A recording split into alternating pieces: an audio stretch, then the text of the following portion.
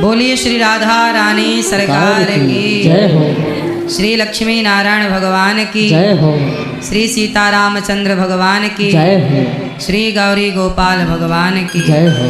आप सभी भक्तों की जय हो। आप सबके माता पिता की जय हो। गुरु गोविंद की जय हो। वृंदावन धाम की जय हो। भागवत महापुराण की जय हो। यमुना मैया की जय हो। जय जय श्री श्री राधे श्याम।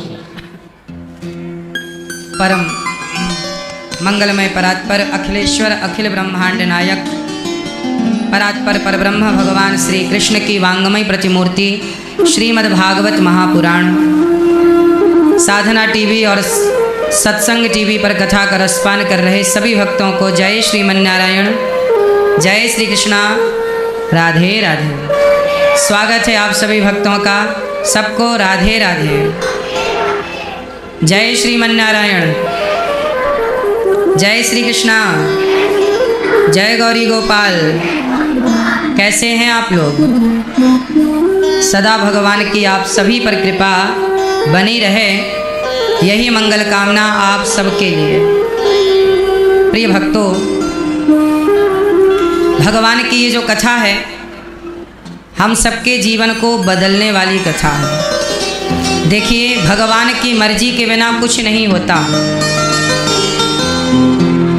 छत्तीसगढ़ की पावन धरती पर बिलासपुर के पास कथा थी।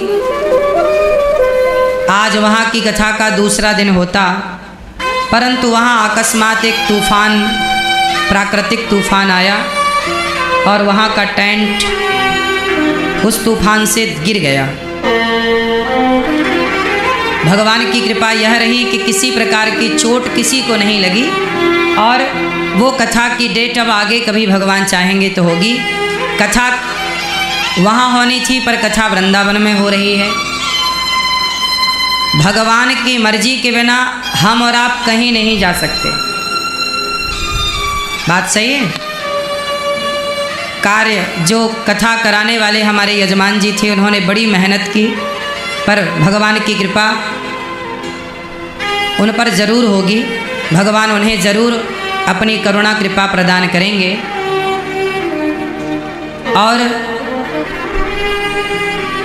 भगवान की कृपा से हम सब यहाँ बैठ कर के कथा आज से निरंतर 7 दिन तक सुनेंगे। अभी 3 मई से कथा हमारे गांव रेौझा सिहोरा मझौली के मध्य कथा है। आप सभी लोग उपस्थित रहें वहाँ की कथा में, जो क्षेत्रवासी हैं। बाकी आप सब कथा टीवी पर तो सुनेंगे ही।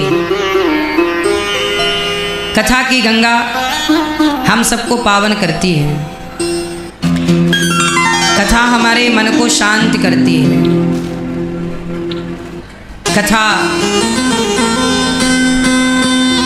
भागवत जी की कथा जब हम बार बार सुनते हैं तो बार बार सुनने से क्या होता है, हमारे हृदय में परिवर्तन होता है। सब लोग शांत रहिए, फिर मैं बहुत बढ़िया आपको कुछ ज्ञान की बातें बताऊं। शांत होकर चुप होकर के बैठ जाइए और केवल भाव से सुनिए। ए भैया जी, आप सब बैठ जाओ, वहीं बैठो, आप सब बैठ जाइए। ए मोबाइल वाली पीली मैया, मैया खड़े होके मोबाइल चला रही, बैठो मेरी माँ, बैठो। सुनो, कथा हम सबको क्यों सुननी चाहिए? भागवत के 6 अध्यायों में पहले महात्म की कथा कही गई। सच्चिदानंद रूपाय, मेरे साथ बोलो सब लोग, सब लोग बोलो। सच्चिदानंद रूपाय विश्वोत्पत्त्यादि हेतवे तापत्रय विनाशाय श्रीकृष्णाय वयं नुमः। सर्वधर्मान् परित्यज्य, थोड़ा जोर से बोलो ना मेरी माँ, ये गला साफ हो जाएगा आपका। सर्वधर्मान् परित्यज्य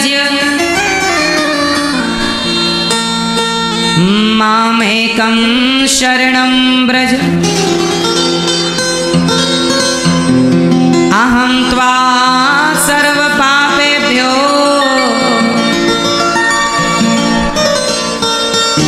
मोक्षयिष्यामि मा शुचा। कृष्णाय वासुदेवाय हरये परमात्मने प्रणतक्लेशनाशाय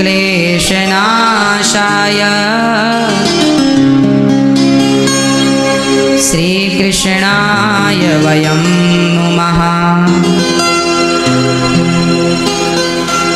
कृष्णाय वासुदेवाय हरये परमात्मने प्रणतक्लेशनाशाय गोविन्दाय नमो नमः। कृष्णाय वासुदेवाय, बोलो कृष्णाय वासुदेवाय हरये परमात्मने प्रणतक्लेशनाशाय गोविंदाय नमो नमः। हे नाथ, मैं आपको कभी भूलूं नहीं। हरि शरणम। भागवत जी में 6 अध्यायों की महिमा में पहला श्लोक है सच्चिदानंद रूपाय विश्वोत्पत्त्यादि हेतवे तापत्रय विनाशाय श्री कृष्णाय वयम नुमः। सतचित आनंद। देखो भागवत हमें कहाँ ले जाती है? आनंद की ओर। आज संसार में हम कहाँ चले गए हैं? दुख की ओर। आज संसार में क्या है? दुख है, तकलीफ है, कष्ट है। हर व्यक्ति परेशान है, गरीब से गरीब और अमीर से अमीर। परेशान तो सब हैं। ये बात सही है कि गलत है? परेशान सब हैं। आप में से कितने लोग परेशान हैं? कोई किसी से टेंशन है, दिक्कतें हैं, ये सब। कितने लोग परेशान हैं जिंदगी से? कोई परिवार से परेशान है, कोई शरीर से परेशान है, कोई रिश्तेदारों से परेशान है, कोई धन के संकट से परेशान है, पैसे से परेशान है, कोई पत्नी और पति से परेशान है, कोई बेटा और बेटी से परेशान है, कोई मकान और दुकान से परेशान है, कोई बिजनेस और व्यापार से परेशान है। हाँ या ना? सबकी परेशानियाँ अलग अलग हैं। किसी की परेशानी छोटी है, किसी की बड़ी है, पर हैं सब परेशान। आप कहो तो मैं आप सबकी परेशानी दूर कर सकता हूँ। किस किस की दूर करने का प्रयास करूं? यदि आप मेरी बात मान लेंगे तो आपकी परेशानी 95% तो दूर हो जाएगी। बचेगी 5%, तो वो एक समय के साथ वो भी खत्म हो जाएगी। पर 95% परेशानी मैं अभी के अभी खत्म कर सकता हूँ आपकी। बस आप मुझे आज्ञा दो। आज्ञा है? परेशानियां दूर करूं? पक्का? तो सुनो फिर, सावधान हो जाओ। बहुत चित्त लगाकर, मन लगा के सुनिएगा। हम सब परेशान हैं। हम चाहते हैं कि आप परेशान ना रहें। इसके लिए आज हमने कथा की शुरुआत यहाँ से की कि आपकी परेशानियों का समाधान क्या हो सकता है। मुझे मिल गया हल, तो मैं आपके बीच में ले आया कि चलो आपको भी लाभ मिले। तो सुनो, परेशानियाँ सबकी हैं, दूर कैसे करें मुद्दे पर आते हैं। अब पहले विचार करते हैं कि परेशानियाँ कहाँ से स्टार्ट होती हैं। देखो, सबसे पहली बात तो ये है कि आप लोग जरूरत से ज़्यादा सोचते हैं। क्या करते हैं? परेशानियाँ क्या हैं? सोचना ही जरूरत से ज़्यादा अपने आप में एक परेशानी है। बोलो हाँ। हमारे देश में 99.99 लोग ज़्यादा सोचते हैं। आपका ना मस्तिष्क जो है, दिमाग जो है खाली नहीं रहता। बस जब आप सो जाते हैं ना तब थोड़ा शांति मिलती है, और जैसे ही आँख खुली कि दिमाग फिर चालू हो जाता, कुछ ना कुछ चलता रहता है। और जो आप सोचते हैं ना, वो सोचते तो हैं, पर सोचना भी आपका कई बार आपके जीवन से जुड़ा हुआ सोच नहीं होता। व्यर्थ की बातें सोचते हैं, जिनका आपके ज़िंदगी से कोई लेना देना नहीं है, वो भी आप लोग सोचते हैं। हाँ या ना? तो सबसे पहले आपको करना क्या है कि जितने भी आपके भीतर थॉट हैं, विचार हैं, पहले तो उन विचारों को डिलीट मारो। अच्छा, इतने सारे विचारों की उत्पत्ति कहाँ से हो गई आपके मस्तिष्क में? तो इसका भी मैं कारण बताता हूँ। बहुत सारे विचार इसलिए आपके दिमाग में घुस गए क्योंकि आप बहुत सारी रील देखते हैं। जो आप देखते हैं मोबाइल पर, एक वीडियो देखा, फिर दूसरा देखा, तीसरा देखा, चौथा देखा, पांचवा देखा, छठवां देखा, सातवां देखा। आपने 4 मिनट पहले कौन सी रील देखी थी ये आपको पता नहीं है। आप भूल गए 4 मिनट के अंदर। आप एक नई रील में खड़े हैं और उसे खिसकाते ही वो क्या थी वो आप भूल जाएंगे। बोलो हाँ। इससे क्या हो रहा है कि आपका जो याददाश्त है वो कमज़ोर हो रही है। क्या है ना, ठहराव समाप्त हो गया। पहले के व्यक्ति क्या थे, अब जैसे कथा हो रही है तो कथा 10 सेकंड की रील नहीं है, कथा 3 घंटे चलेगी।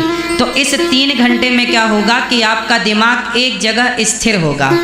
फिर इससे क्या होगा कि 3 घंटे में जो जो हम सुनाएंगे वो आपको याद रहेगा लंबे समय तक। लेकिन रील में देखी हुई चीज़ लंबी समय तक याद नहीं रहती, क्योंकि वहाँ दिमाग का ठहराव नहीं हुआ, लंबा नहीं टिका ना। दिमाग जहाँ लंबा टिकता है उसे याद रखता है, जहाँ लंबा नहीं ठहरता उसे याद नहीं रखता। कॉन्सेप्ट क्लियर है? जहाँ पर दिमाग ज़्यादा लंबे समय तक टिकेगा वो चीज़ याद रखेगा, जो ज़्यादा लंबे समय तक नहीं टिकेगा दिमाग जहाँ पर, उसे याद। क्लियर है? अब आगे चलते हैं। हुआ क्या कि आपके मोबाइल पे हर चीज़ आती है, पॉजिटिव और नेगेटिव। आप हर चीज़ देखते हैं और देखते देखते क्या होता है, आपके दिमाग में वो सारी चीज़ें घूमने लग जाती हैं कि उसके साथ ऐसा हुआ, कहीं हमारे साथ ऐसा ना हो, वो ऐसा किया, क्या हमारे साथ ऐसा ना हो।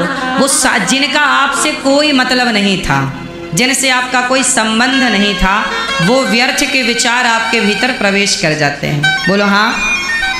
और उन्हीं विचारों में आप रहते हैं, सोचते ही रहते हैं।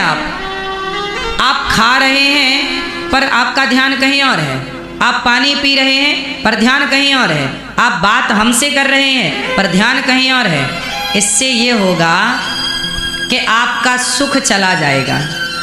सुखी व्यक्ति, देखो, शरीर से होना और मन से होना, ये दोनों बातें एक हैं कि अलग अलग हैं?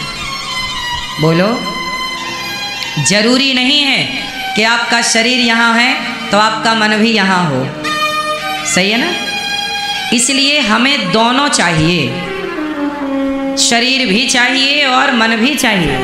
क्योंकि शरीर से आप यहाँ बैठेंगे और मन से कथा सुनेंगे। शरीर हमारे आगे बैठा है पर आपका मन कथा में नहीं है, तो हम शरीर को थोड़ी कथा सुनाएंगे, वो सुन ही नहीं पाएगा।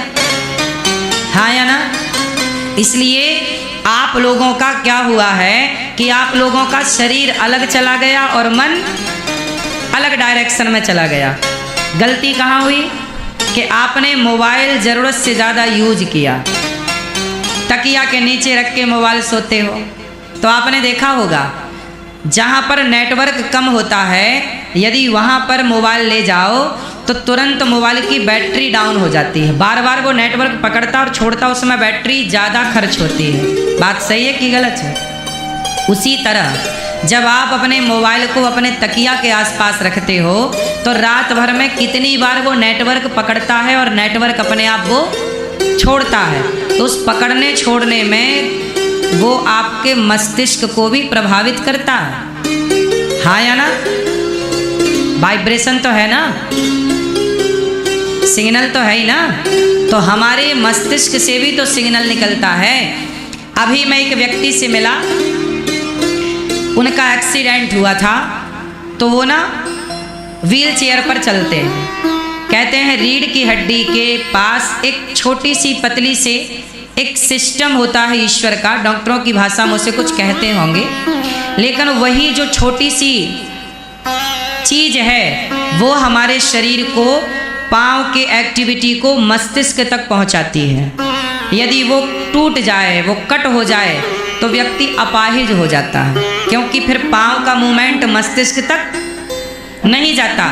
तो आपको पता है, जैसे आपको चोट लगी तो तुरंत दर्द नहीं होता, थोड़ी देर बाद दर्द होता है, क्योंकि यहाँ की सूचना पूरा शरीर में एक सिग्नल काम करता है, जो कहीं चोट लग जाए तो उसे तुरंत मस्तिष्क में पहुँचाता है कि फलानी जगह चोट लगी है, फिर वहाँ दर्द होता है। तुरंत कट जाए तुरंत दर्द नहीं होता, बात सही है। जरा सी देर बाद, 2 सेकंड बाद, 5 सेकंड बाद दर्द होता है। उस 2-5 सेकंड में क्या होता है कि सूचना हमारे ब्रेन तक जाती है। बोलो हाँ, ये शारीरिक ढांचा की मैं बात कर रहा हूँ, डॉक्टरों की भाषा की मैं बात कर रहा हूँ। यदि आप डॉक्टर हैं या डॉक्टरी विधा को जानते हैं तो आप मेरी बात ठीक समझ पा रहे होंगे। मुझे चूंकि डॉक्टरों की भाषा नहीं आती, इसलिए मैं अपनी भाषा से इस बात को समझाने का प्रयास कर रहा हूँ। भाषा थोड़ी सी चेंज है, बात समझ रहे हैं कि नहीं। हमारे शरीर में कहीं भी चोट लग जाए तो 5 सेकंड बाद, 2 सेकंड बाद ही दर्द स्टार्ट होता है, तुरंत नहीं होता, क्योंकि उस 2 सेकंड में हमारे ब्रेन तक सूचना पहुंचती है। कुल मिलाकर के हमारे शरीर का मेन हिस्सा है ये मस्तिष्क। बोलो हाँ, शरीर की कहीं भी एक्टिविटी होगी, सूचना पहले मस्तिष्क को मिलेगी। अब आप क्या करते हैं, इसी मस्तिष्क के पास अपना मोबाइल रख लेते हैं। तो मस्तिष्क के पास मोबाइल होगा तो मोबाइल का सिग्नल भी हमारा मस्तिष्क पकड़ता है। मोबाइल के नेटवर्क से भी हमारा मस्तिष्क प्रभावित होता है, आप माने या ना माने। ये बात सही है कि गलत है। इसलिए पहली बात, रात को सोने के पहले अपने मोबाइल को 5 फीट 6 फीट दूर रखो। मोबाइल दूर होना चाहिए, मस्तिष्क के पास नहीं होना चाहिए, क्योंकि मोबाइल के जो वाइब्रेशन हैं, जो उसकी किरणें हैं, वो हमारे शरीर को प्रभावित करती हैं। दिन भर आप मोबाइल पर रहते हैं, कई बार आपने बच्चों के भी देखा, दिन भर गेम खेलने के बाद, मोबाइल हाथ से लेने के बाद भी उनकी उंगलियां चलती रहती हैं। बोलो हाँ, कितने बच्चों की वीडियो आपने देखी कि बच्चों के मोबाइल छीन लिया तो इतना प्रैक्टिस हो गया उंगलियां गेम खेलने का कि उनकी उंगलियां चल रही हैं। क्या हुआ, केवल उंगलियां नहीं चलती, मस्तिष्क भी चलता है, उसे रेस्ट नहीं मिल रहा है। जिस डायरेक्शन में ब्रेन को काम करना चाहिए, हमें जहाँ जाना चाहिए हम वहाँ जा नहीं रहे हैं, जहाँ नहीं जाना चाहिए वहाँ जा रहे हैं। गलत दिशा में चले जाने से क्या हुआ कि डिप्रेशन बढ़ गया, तनाव बढ़ गया, चिंताएं बढ़ गईं और चिड़चिड़ ज़्यादा हो गया। आजकल के बच्चे कैसे हैं, चिड़चिड़े। बोलो हाँ, आजकल के बच्चे कैसे हैं, चिड़चिड़े हैं। बात बात में बच्चों को गुस्सा आता है, जबकि पहले के बच्चे ऐसे नहीं थे। पहले का बेटा बाप के हाथ से 10-10 जूते रोज खाता था। पहले बाप लोग, पिता बेटे को जूते मारते थे, लेकिन बच्चे को कभी गुस्सा नहीं आता था कि अपने बाप पर गुस्सा करे। आज आप एक थप्पड़ मार दीजिए तो बच्चा आपको 2 थप्पड़ मारने की ताकत रखता है, उसका वश नहीं चल रहा, वरना तुम्हें भी जमाए वो। ये बात सही है कि गलत है। पहले की अपेक्षा आज के स्वभाव में अंतर तो दिख रहा है। पहले सहनशीलता थी, बच्चे सहते थे, जानते थे ये पिता है, ये माँ है, डांट रही है, सही है। आज नहीं बर्दाश्त है। क्यों? क्योंकि उनका जो मस्तिष्क है, जहाँ माँ बाप के समर्पण में जाना चाहिए था, वो आजकल मोबाइल में समर्पित हो गया है। समर्पण तो है, पर मोबाइल में समर्पण है, माता पिता में समर्पण नहीं है। वो मोबाइल को समझता है पर माँ बाप को नहीं समझता। हाँ या ना? छोटे छोटे बच्चों को हमसे ज़्यादा मोबाइल चलाना आता है। वो मोबाइल की भाषा समझ गए, पर माँ बाप के भावनाओं को नहीं समझ पाए। किसे नहीं समझ पाए? माता पिता की भावनाओं को नहीं समझ पाए। जब भावनाओं को नहीं समझ पाएंगे तो वो बड़े होकर आपकी रिस्पेक्ट कैसे करेंगे, आदर सम्मान कैसे करेंगे? इसलिए कहता हूं कि आज की मेरी पूरी बात आपको बड़े ध्यान से सुननी चाहिए। सारी समस्याओं को ठीक किया जा सकता है यदि अभी भी आप सुधार कर लें तो। ये तो रही समस्याएं, अभी मैंने जो बात की वो समस्याओं पे बात की कि यह समस्याएं हैं। समस्याएं कहाँ से पैदा हुई, मैंने उन पर भी बात की। कहाँ से समस्याएं आ रही हैं, क्यों चिड़चिड़ा स्वभाव बन रहा है? क्योंकि दिन भर मोबाइल पर हम हर गलत चीज़ देखते हैं। जो हमारे मतलब की नहीं थी हमने उसे भी देखा। हमारे घर में सास बहू का झगड़ा नहीं है, लेकिन हम मोबाइल पर रील सास बहू के झगड़े की देखते हैं। तो जो आप देखते हैं वैसे आप हो जाते हैं, हाँ या ना? पति पत्नी का झगड़ा हुआ तो मोबाइल पर रील आने लगती हैं झगड़ों की कि यार हम क्यों झुकें, हम ही सॉरी क्यों कहें। तो आप बोले यार ये रील तो मेरे से अटैच कर रही है, जो हमारे घर में बात थी उसी के संदर्भ में आ गई। आप उस रील को फॉलो करने लग जाते हैं और वो ज्ञान बिल्कुल गलत होता है। कई बार आप गलत ज्ञान को फॉलो कर लेते हैं। जैसे मंथरा के ज्ञान को कैकेयी ने फॉलो कर लिया, जैसे दुर्योधन के ज्ञान को शकुनी के ज्ञान को दुर्योधन ने फॉलो कर लिया। तो कैकेयी और दुर्योधन इन लोगों ने भी गलत रील देख ली, हाँ या ना? गलत रील का परिणाम ये हुआ कि दोनों के घर में आग लगी, दोनों का बड़ा नुकसान हुआ, हाँ या ना? इसलिए गलत देखना, गलत सुनना और गलत बोलना, इन तीनों चीज़ों से बचिएगा। यदि आप बच गए तो आप कहलाएंगे, वरना आप समाप्त हो जाएंगे। इसलिए अब हम चलते हैं मुद्दे पर। सबको टेंशन है, चिंताएं हैं, तनाव है, क्यों है? उस क्यों पर बात होगी कि क्यों है। अब चलते हैं समाधान पर। देखो क्या होता है, पथरी होती है शरीर के अंदर। कितने लोग जानते हैं पथरी? कितने लोग जानते हैं पथरी क्या होती है? ये कई लोगों को बीमारी है आजकल पथरी की। पेट में क्या हो गई? पथरी। अच्छा ये बताओ, जब वो पथरी बाहर निकलती है वॉशरूम के रास्ते से, मूत्राशय के रास्ते जब बाहर आती है, आप उस पथरी को उठाएंगे, देखेंगे ना उसमें वजन होता है और वो बिल्कुल पत्थर के जैसे होती है, इसलिए इसका नाम पथरी है। अच्छा मुझे एक बात बताओ, क्या आपने पत्थर खाया था क्या? जब पत्थर खाए नहीं तो पेट से पत्थर क्यों निकल रहे हैं? प्रश्न है, उत्तर दो फटाफट। थोड़ा कथा मैं सुना रहा हूँ, वैज्ञानिक ढंग से सुना रहा हूँ, इसे थोड़ा समझने के लिए आपको भी दिमाग लगाना पड़ेगा। वैज्ञानिक ढंग से समझाओ आप, फिर हम आपको वैज्ञानिक ढंग से समझाएंगे। बताओ, जिस व्यक्ति को पथरी निकली, क्या उसने पत्थर खाया था? उत्तर दो।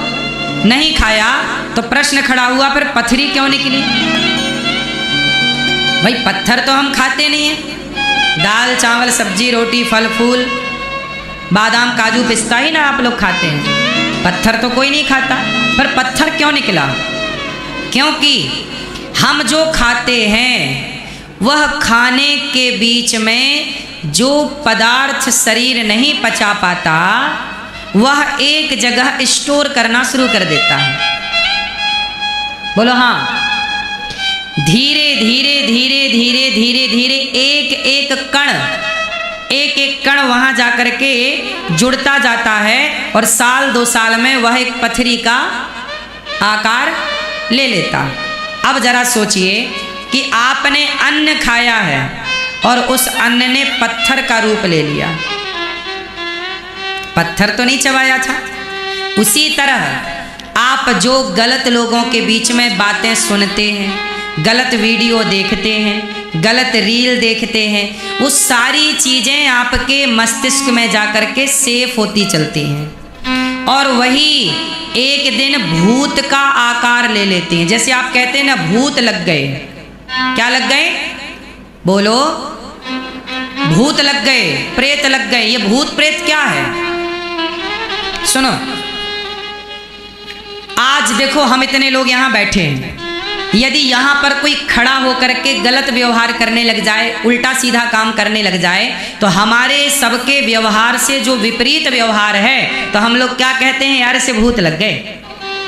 हाँ, गांव में कोई व्यक्ति गलत तरीके से नाचने लग जाए, कपड़े उतारने लग जाए या कपड़े पहनने लग जाए, उल्टे सीधे पहनने लग जाए, गलत गलत बोलने लग जाए, तो हमारे और आपके व्यवहार से जो विपरीत व्यवहार करेगा, तो समाज क्या बोल देगी? इसे तो क्या लग गए?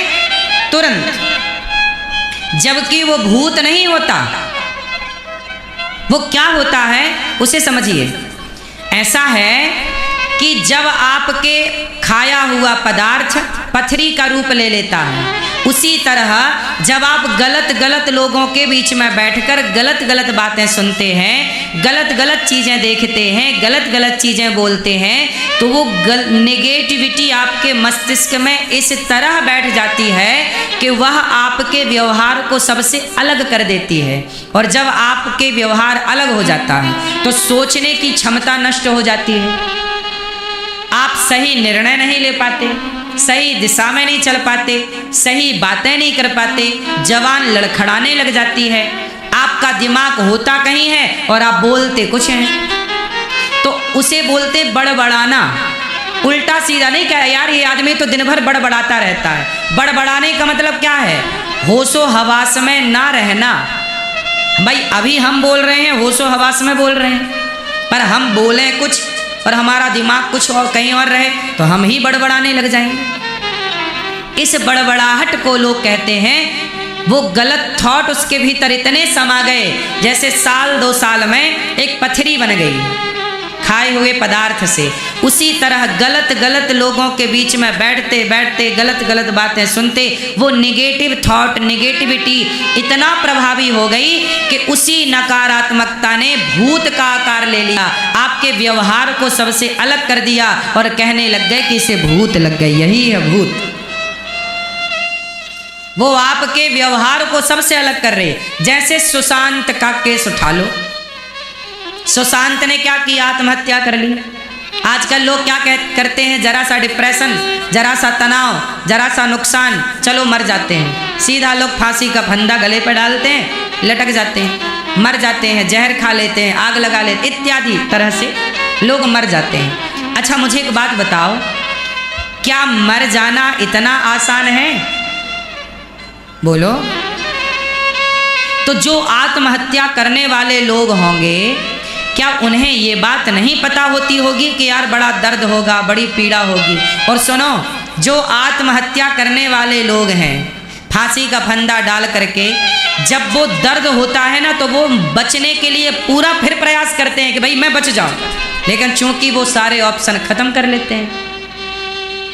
लटकने वाला भी यदि बचना उसके पास ऑप्शन रहे तो वो लटकने के बाद भी बचना चाहे तो बच जाए। यदि उसके पास विकल्प होता तो वो ना मरता, क्योंकि मरने का जो दर्द है वो सबसे भयंकर है, ऐसे ही प्राण नहीं निकलते। अब मुझे एक बात बताओ कि जिंदगी इतनी खूबसूरत है, बताओ जिंदगी अच्छी है कि बुरी है? बोलो। अच्छी है। जब जिंदगी इतनी अच्छी है तो लोग मरना क्यों चाहते हैं? मतलब मरना का मतलब है आत्महत्या। मैं यहाँ सिर्फ आत्महत्या की बात कर रहा हूँ। जब जिंदगी इतनी सुंदर है तो कुछ लोग आत्महत्या क्यों करते हैं? क्योंकि उनके जो पॉजिटिविटी का रास्ता था वो बंद हो गया। दरवाजे जो थे ना मेरी माँ, वो सकारात्मकता के दरवाजे, अब केवल एक दरवाज़ा खुला है, केवल नेगेटिविटी का, नकारात्मकता का। इतनी नकारात्मकता भर ली कि अब सारे दरवाजे बंद हो गए। उसे ये लगा कि अब तो मर जाना चाहिए, मर जाना चाहिए। ऐसा करते करते वो मर जाता है। किसने मार दिया?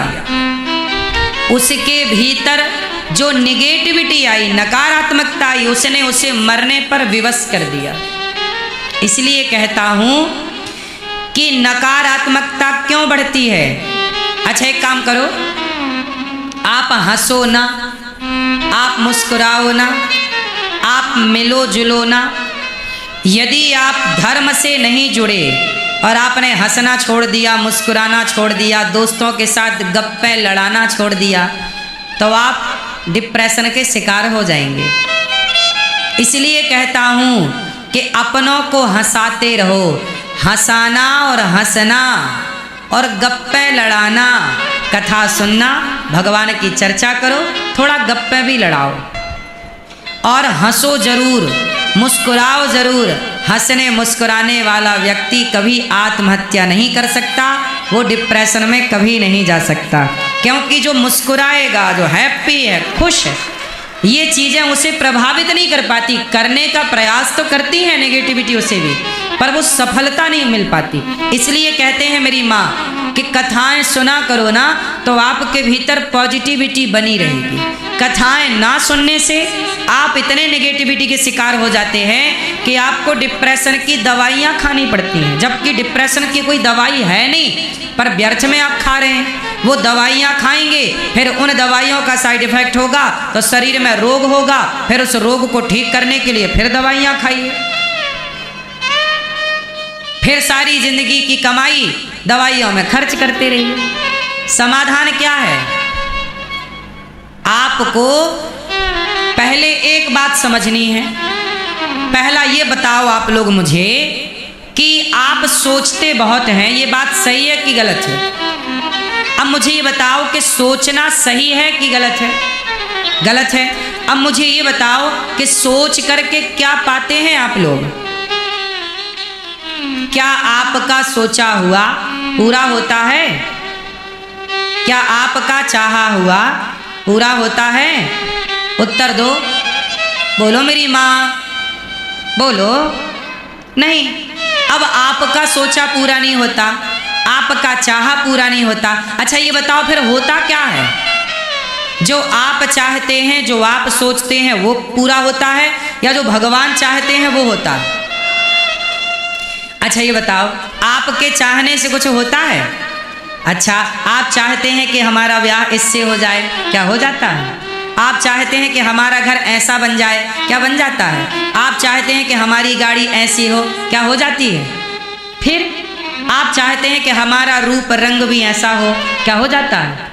नहीं। लेकिन आप लोग फिजूल में क्रीम पाउडर लगा लगा के वैसा बनना चाहते हैं, व्यर्थ का खर्चा।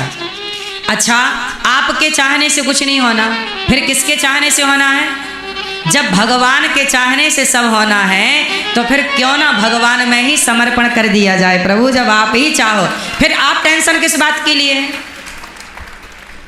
फिर टेंशन छोड़ो ना भाई, जब हमारे चाहने से होने ही नहीं। अब हम गए तो थे छत्तीसगढ़ कथा सुनाने, पर हम पहुंच ही नहीं पाए। हमारे चाहने से क्या हुआ?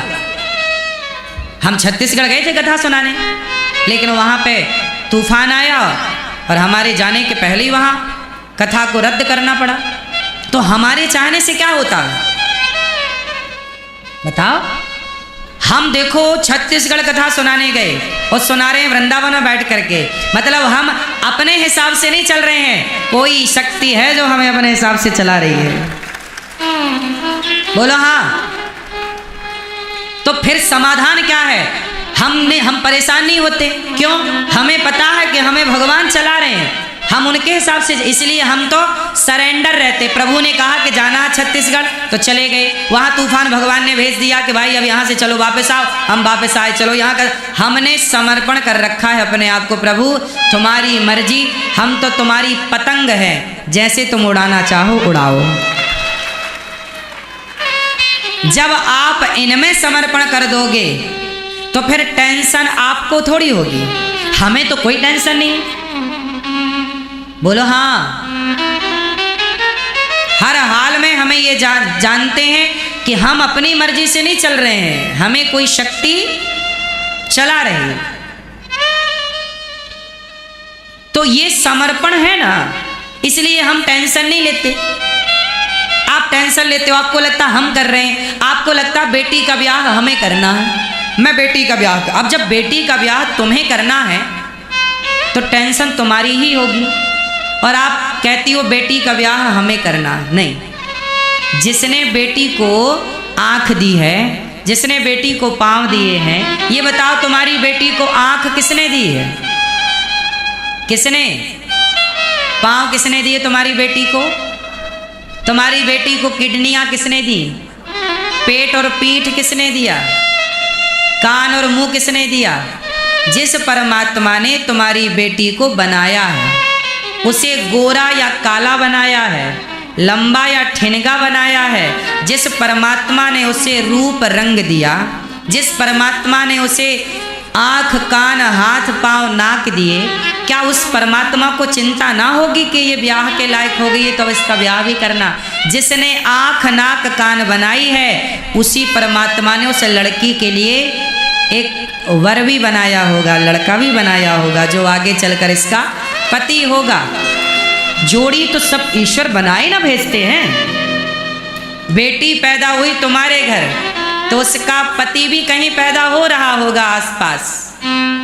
तुम्हारे घर लड़का पैदा हुआ तो उसकी जोड़ी भी किसी ना किसी घर में पैदा हो गई होगी, और बाद में एक टाइम के बाद वो मिल जाते हैं, जिसे आप विवाह कहते हैं। आप प्लानिंग करो, टेंशन ना लो, ये विश्वास रखो कि जिस परमात्मा ने मेरी बेटी बनाई, मेरा बेटा बनाया, उसने ही इसके लिए इसकी जोड़ी भी बनाई होगी। जिस परमात्मा ने हमारा जीवन दिया है, वही परमात्मा हमारे जीवन को व्यवस्थित रखने की व्यवस्था भी कर रहा है। देखो ना, आप जब पैदा हुए तो आप रोटी खा नहीं सकते थे, आप उस समय पानी पी नहीं सकते थे, खिचड़ी और दलिया आप खा नहीं सकते थे। तब उसी को चिंता थी ना, तुम पैदा हुए तो पैदा होते तुरंत माता के आंचल में तुम्हारे लिए मीठा मीठा दूध भर दिया। चिंता थी तब ना दूध की सप्लाई चालू हो गई। ना होता तो तुम पैदा होके फिर दलिया खा लो, तो खा लो, खा लो खिचड़ी, खा लो मुर्गी की टांग, खा लो मछली। परमात्मा ही ना है जो तुम्हारे पैदा होते ही तुम्हारी माँ के आंचल में दूध भर रहा है? तुम क्यों नहीं देख पाते इस शक्ति को? तुम क्यों नहीं ईश्वर के हिसाब से चलते? अपना हिसाब किताब क्यों चलाते हो साहब? इसी से तुम तनाव में, डिप्रेशन में, चिंता में घिरे रहते हो।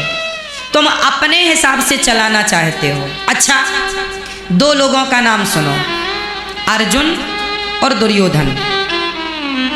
दुर्योधन को भी भगवान श्री कृष्ण ने अपने हिसाब से चलाना चाहा था। क्या कृष्ण के हिसाब से दुर्योधन चला? गए थे ना, 5 गांव दे दो दुर्योधन। दुर्योधन क्या बोला? मैं सुई की नोक बराबर भूमि नहीं दूंगा। कृष्ण ने तो अपने हिसाब से चलाना चाहा था, पर दुर्योधन कृष्ण के हिसाब से नहीं चला, वो शकुनी के हिसाब से चला। जबकि अर्जुन कैसे चले? अर्जुन कृष्ण के हिसाब से चले। जो कृष्ण के हिसाब से चले वो जीत गए, जो कृष्ण के हिसाब से नहीं चले हार गए। सिंपल फंडा है ना साहब। जो भगवान के हिसाब से चलेंगे वो ना जीतेंगे। तो अनिरुद्धाचार्य किसके हिसाब से चलता है? हाँ, और आप लोग किसके हिसाब से चलते हो? अपने हिसाब से चलना चाहते हो। हाथ जोड़ विनती करो, अपने हिसाब से ना चलो, सदा ईश्वर के हिसाब से। ये सोचो कि ये अब देखो हानि हो जाए तो समझो ईश्वर के हिसाब से चलो, जो हो गया हो गया। आपको क्या लगता है? हानि और लाभ नहीं होता? सब होता, सबका होता है। हानि लाभ तो प्रकृति का नियम है ना।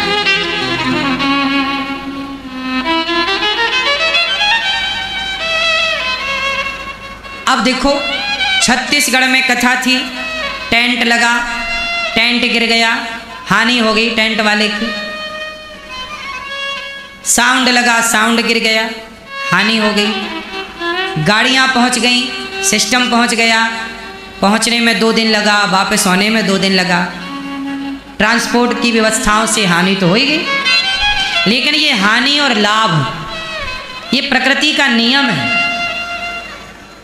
इसलिए कभी हानि आए तो घबराना नहीं, और लाभ आए तो अभिमान में नहीं जाना। हर हाल में सम रहना है। हानि लाभ चलता रहता है, जीवन है। इसलिए हानि को भी ईश्वर की कृपा मानो और लाभ को भी ईश्वर की कृपा मानो, क्योंकि गन्ना बनाने वाला भी ईश्वर है और कड़वी नीम बनाने वाला भी ईश्वर है। ईश्वर ने दोनों को बनाया। यदि हानि ना होती तो लाभ की वैल्यू ना होती। लाभ की वैल्यू तब है ना जब हानि है। बोलो हाँ। रात ना होती तो दिन की कीमत ना होती, दुख ना होता तो सुख की कोई वैल्यू ना होती ना साहब। बोलो हाँ। पुरुष ना होता तो स्त्री की वैल्यू ना होती, स्त्रियां ही होती तो कर लेती स्त्रियों की वैल्यू। वो तो पुरुष है जो तुम पे मर रहा है, वरना तुम पे कोई स्त्रियां मरे? हाँ क्यों भैया, सही है गलत है? इसलिए पुरुष ना होए तो स्त्री की कोई वैल्यू नहीं, स्त्रियां ना होए तो पुरुषों की वैल्यू नहीं। इसलिए परमात्मा ने बहुत सिस्टम से संसार बनाया है। इसलिए धन्यवाद निर्विवाद राम राम कहिए, विधि का विधान जाने, हानि लाभ सहिए, और जाही विधि राखे राम ताही विधि। अच्छा एक बात बता मैया, आप लोग इतना कुछ सोचते हो, क्या पा लेते हो सोच सोच कर? तो आज से कितने लोग मेरी बात से सहमत हैं? बेटी का विवाह हो जाएगा, टेंशन लेने का नहीं। आपका घर बन जाएगा, टेंशन लेकर के नहीं। काम ए अर्जुन तू कर्म कर। क्या कह रहे हैं कृष्ण? तू अपना देखो, छत्तीसगढ़ में गया कथा सुनाने, उसके पहले कथा थी यहाँ पर, फिर मैं गया कथा सुनाने। कथा वहाँ नहीं हो पाई, रद्द हो गई। मैं चाहता तो 2-4 दिन थोड़ा रेस्ट कर लेता, कि चलो वहाँ रद्द हो गई, अब मैं थोड़ा विश्राम कर लूँ, 4-6 दिन मिला है तो विश्राम कर लूँ। लेकिन मैंने विश्राम को नहीं चुना, मैंने काम को चुना। मुझे विश्राम नहीं करना। क्यों? क्योंकि गीता में भगवान ने यही तो कहा है कि तू कर्म कर, फल मैं दूंगा। इसलिए मैं इसकी उम्मीद कभी नहीं करता कि मुझे क्या मिलेगा, नहीं, मुझे क्या मिलेगा, मुझे क्या नहीं मिलेगा, इसकी मैं परवाह नहीं करता। मैं ईमानदारी से केवल अपना कर्म करता हूँ। भगवान कहते हैं कर्म तू कर ईमानदारी से, फल कोई व्यक्ति थोड़ी देगा, परमात्मा ना फल देते हैं। इसलिए मैं अपना काम करता हूँ।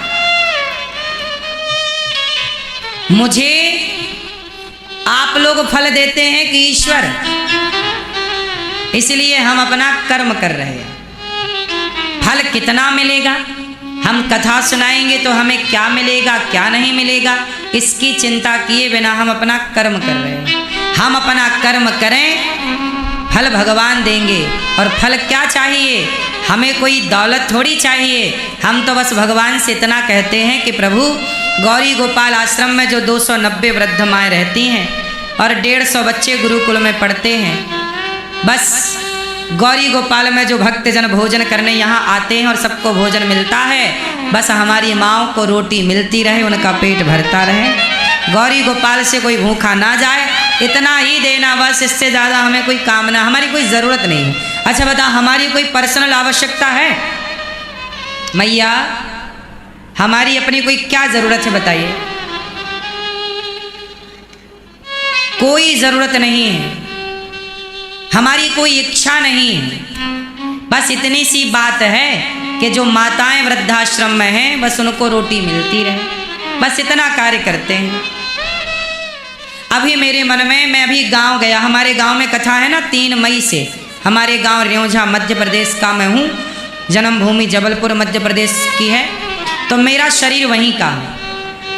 मैं अपने गांव गया, अभी 18 तारीख को मैं वहीं था अपने गांव में। तो पता है मेरे गांव के सारे लोग बेचारे सामान्य लोग हैं, गरीब तबके के लोग हैं। मैं भी बचपन में आपको बता चुका हूँ कि भीख मांगता था, तो मैं भी कोई धन्ना सेठ घर से नहीं हूँ, मैं भी भिखारी ही हूँ। बचपन में भीख मांगकर मेरा गुजारा होता था, आप सबको ये बात पता है। तो मेरे गांव में ना क्षेत्र, मेरा जो क्षेत्र है सामान्य लोगों से ही भरा हुआ है। हमारे गांव के लोगों ने, हमारे क्षेत्र के लोगों ने मेरे से कहा अभी 18 तारीख को कि महाराज जी, गुरु जी, अपने गांव में, अपने क्षेत्र में स्कूल नहीं है अच्छे। हमारे क्षेत्र में अच्छे स्कूल की थोड़ा कमी है, जो हैं वो बहुत महंगे हैं मैया। अब महंगे महंगे स्कूलों में हमारे क्षेत्र में ना किसान लोग रहते हैं। किसी की 2 एकड़ खेती है, किसी की 5 एकड़ खेती है, किसी की 10 एकड़ खेती है, अधिक से अधिक किसी की होगी 20, 25, 50 एकड़ भी। तो ऐसे लोग इक्का दुक्का 1-2 लोग हैं। बाकी गांव के लोग तो 2 एकड़ 4 एकड़ 5 एकड़, 2 एकड़ 4 एकड़ 5 एकड़, किसी की 1 एकड़ भी जमीन है, किसी की 1 भी जमीन नहीं है। अब ये हमारे गांव की तस्वीरें देखिए। आज भी हमारे यहाँ ये मैया ना जो राई होती है, राई जानते हैं, सरसों खेत से ले आती है, फिर उसे कूट करके उसका दाना हटाती हैं। ये देखो, ये प्रोसेस चल रहा है। ये हमारे गांव की स्थिति है। अब ये बताओ, ये मैया हैं, ये कूट करके जो इकट्ठा करती हैं। हमारे गांव में आज भी खपरे वाले घर हैं, खप्पर वाले। उन गांव के लोगों ने मेरे से कहा कि हमारे अपने क्षेत्र में ना स्कूल नहीं हैं पर महंगे हैं साहब, बड़े स्कूल हैं, उनमें ये लोग कैसे पढ़ाएंगे। तो उन्होंने कहा कि आप एक स्कूल बनाकर, एक गुरुकुल बनाकर हमें ऐसा हो यहाँ पर जो अपने बच्चे पढ़ सकें। तब मुझे लगा कि मेरी माटी का ऋण तो मेरे ऊपर है ही। मैं गांव का हूँ, अपने गांव में खेला खाया पला बढ़ा, तो मैं अपनी गांव की माटी का तो ऋणी हूँ ना। बोलो हाँ। तो मेरी माटी का ऋण कैसे चुकेगा। तो गांव के लोगों ने कहा कि एक स्कूल बना करके हम गांव क्षेत्र को दे दो, तो हम लोग यहाँ बच्चों को पढ़ा सकें। अब सोचिए, मेरी अपनी कोई रिक्वायरमेंट ज़रूरत नहीं है, मेरी अपनी कोई इच्छा नहीं है मेरी माँ, फिर भी मैं आप लोगों से भीख मांगता हूँ। क्यों? अब मुझे देखिए, वृद्ध माँओं के साथ साथ, संत निवास के साथ साथ, गौरी गोपाल गुरुकुल के साथ साथ, अब मुझे गांव में एक स्कूल बनाकर, ऐसा स्कूल बनाऊंगा जहां पर उच्च कोटि की शिक्षा होगी, पर बच्चों की फीस बिल्कुल नहीं होगी। बच्चों की फीस निःशुल्क होगा, या शुल्क भी होगा तो 100 रुपये 50 रुपये, ताकि लोग शिक्षा की कदर करते रहें।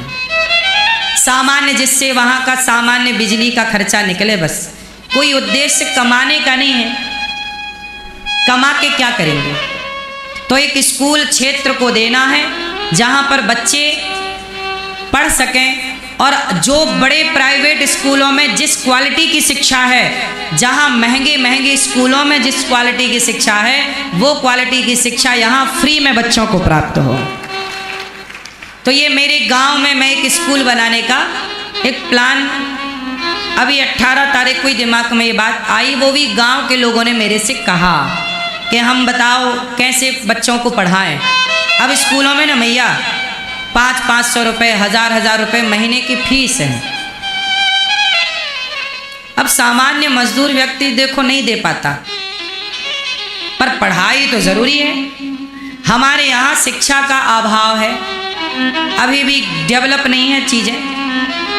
अब हम और आप मिलके सब कार्य करें तो अच्छा हो। तो बताइए, जो मैं सोच रहा हूँ स्कूल वगैरह बनाने का, ये सही है कि गलत है? सही है। तो देखिए, हमारा जीवन जो है किस दिशा में जा रहा है, हमारी एनर्जी कहाँ खर्च हो रही है, और आपकी एनर्जी कहाँ खर्च हो रही है। आप भी कमा रहे हैं, हम भी कमा रहे हैं, आप अपने तरीके से कमा रहे हैं, हम अपने तरीके से कमा रहे हैं। आपकी एनर्जी, बहुत लोग शराब पी के पड़ जाते हैं, बीड़ी पी लेते हैं, सिगरेट पी लेते हैं, और ना जाने क्या क्या नशा आजकल बाजार में चल रहे हैं। तो एनर्जी यहाँ भी वेस्ट हो रही है, पैसा भी आपका लग रहा। फ्री में सिगरेट तो नहीं आ रही है। 10 रुपए की सिगरेट यदि आप खरीदेंगे तो 10 रुपए तो वेस्ट हो गए। 5 रुपए का गुटखा खाएंगे तो 5 रुपए वेस्ट हो गए। लेकिन हम अपने 1-1 रुपए को बचाकर समाज की शिक्षा में, समाज की सेवा में 1-1 रुपए खर्च करते हैं। और हमने क्या किया है आज तक, वो आप देख सकते हैं। गौरी गोपाल आश्रम में वृद्ध माएँ रहती हैं। आप में से कितने लोगों ने देखा वृद्ध माओं को? यहाँ गौरी गोपाल की सेवाओं को कितने लोगों ने देखा? जो सुना था टीवी पर वो सही है कि गलत है? सोचिए, गौरी गोपाल में 290 वृद्ध माएँ हैं, 150 बच्चे गुरुकुल में पढ़ते हैं, 400 गाय हैं, 125 नंदी हैं, अखंड रसोई चलती है जहाँ 30,000 लोगों का भरपेट भोजन निःशुल्क होता है। और ये बिल्कुल निःशुल्क सेवाएं हैं। ये कैसी सेवाएं हैं? बिल्कुल निःशुल्क। जब तक शरीर में ताकत है तो कमा रहा हूं। किसके लिए? अपने लिए नहीं साहब, आपसे लेकर आपकी ही सेवा में समर्पित हो रहा है। अब गौरी, आप में से कितने लोगों ने प्रसाद पाया गौरी गोपाल जी की रसोई में? पाए? सबने पाए। प्रसाद अच्छा था, दाल चावल सब्जी रोटी थी। अब बताओ, आपका कोई पैसा खर्च हुआ? आपका पैसा भले ना खर्च हुआ हो, पर उस दाल चावल सब्जी रोटी को खरीदने में पैसा खर्च होता तो है, होता तो है। अब वो कहाँ से आएगा? आप लोग सहयोग करेंगे तो आएगा, और उसके लिए हम आप लोगों से भिक्षा मांगते हैं। ये क्रम है। इसलिए कहता हूं कि अच्छे काम भीख मांगकर करने पड़े तो करने चाहिए। क्यों जी? बात सही है। मुझे बात याद आती है, काशी में बीएचयू है, विश्व हिंदू यूनिवर्सिटी, बीएचयू। पंडित श्री मदन मोहन मालवीय जी ने उसे बनवाया था। बात सही है कि गलत है? पंडित श्री मदन मोहन मालवीय जी ने बनवाया। आपको किसी को जानकारी हो तो हमें बताइए। बनवाया था। विश्व हिंदू यूनिवर्सिटी कहाँ है? काशी में। पूरे भारत की सबसे बड़ी यूनिवर्सिटी है, पूरे विश्व की सबसे बड़ी यूनिवर्सिटी है। वो सबसे बड़ा यूनिवर्सिटी का भूभाग है। बोलो हाँ। पंडित श्री मदन मोहन मालवीय जी ने बनवाया था। कैसे बनवाया था बताओ? पंडित श्री मदन मोहन मालवीय जी ने भी उस जमाने में भीख मांग मांग करके यूनिवर्सिटी बनवाई थी। पता आपको? गांव गांव घर घर राजाओं के, उस समय राजा रजवाड़ों का जमाना था। एक राजा के पास मांगने गए तो राजा ने कहा, अच्छा ये भिखारी आया, अपना जूता उतार के मारा पंडित मदन मोहन मालवीय जी को। क्या मारा? जूता। तो पंडित श्री मदन मोहन मालवीय जी ने उसका जूता उठाया, कहा महाराज, किसी ने 2 रुपए दिए, किसी ने 25 पैसे दिए, आपने अपना जूता दिया है, हम स्वीकार करते हैं। और पंडित मदन मोहन मालवीय जी ने उस जूते को जाकर बाजार में नीलाम किया कि भैया ये राजा का जूता है, बताओ कौन खरीदेगा। तो राजा का जूता भी बेच करके जो पैसे आए वह यूनिवर्सिटी बनाने में खर्च किया। जूता भी मारा लोगों ने, तो उसे स्वीकार किया कि भैया कोई बात नहीं, कुछ ना दिया आपने, कम से कम जूता तो दिया। ये हिस्ट्री है पंडित श्री मदन मोहन मालवीय जी की, पढ़िएगा। इतिहास साक्षी है ना। हम और आप जो करेंगे आज, 50 साल बाद वही एक इतिहास बनेगा। हम और आज जो करेंगे, हम और आप आज जो करेंगे, निर्णय लेंगे, 100 साल बाद वही एक इतिहास बनेगा। अच्छा इतिहास या बुरा इतिहास? हम अच्छा करेंगे तो एक अच्छा इतिहास बनेगा, हम बुरा करेंगे तो हम जो करते हैं वह सदियों तक याद किया जाता है। पंडित श्री मदन मोहन मालवीय जी कब बनवाए, पर आज तक वो अमर हैं, आज तक वो जिंदा है। अच्छा व्यक्ति कभी नहीं मरता मेरी माँ। तुलसीदास कभी नहीं मरे, मीराबाई कभी नहीं मरी। बुरे लोग मरते हैं मेरी माँ, बुराई मरती है, अच्छाई कभी नहीं मरती। इसलिए कितना भी बुरा समय हो पर अपने को अच्छा बनाकर ही रखना चाहिए। अच्छाइयों को मरने मत देना। माना कि संसार में बुराइयां बहुत हैं, पर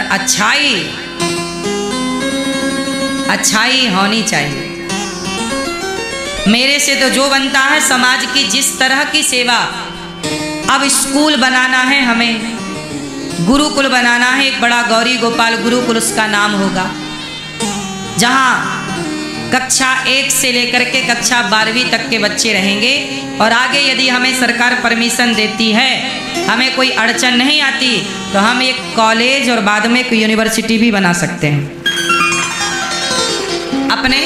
और एक बार यदि गांव में बनाने के बाद चीज़ें सफल हुई, तो फिर हम भारत के कोने कोने में ये चीज़ें बना सकते हैं।